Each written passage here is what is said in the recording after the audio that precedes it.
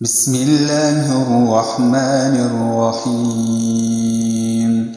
عبس وتولى أن جاءه الأعمى وما يدريك لعله يزكى أو يذكر فتنفعه الذكرى أما من استغنى فأنت له تصدى وما عليك ألا يزكى وأما من جاءك يسعى وهو يخشى فأنت عنه تلهى كلا إنها تذكرة فمن شاء ذكره في صحف مكرمة مرفوعة مطهرة بأيدي سفرة كرام بررة قتل الإنسان ما أكفره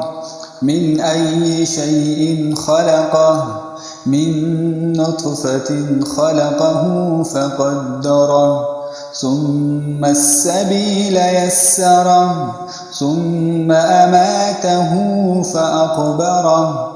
ثم إذا شاء أنشره كلا لما يقض ما أمره فلينظر الإنسان إلى طعامه أنا صببنا الماء صبا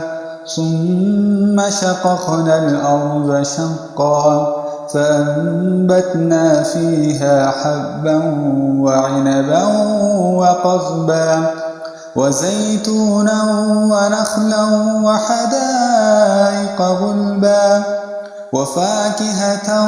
وأبا متاعا لكم ولأنعامكم فإذا جاءت الصاخة يوم يفر المرء من أخيه وأمه وأبيه وصاحبته وبنيه لكل امرئ منهم يومئذ شأن يغنيه وجوه يومئذ مسفرة ضاحكة مستبشرة ووجوه يومئذ عليها غبرة ترهقها قترة أولئك هم الكفرة الفجرة.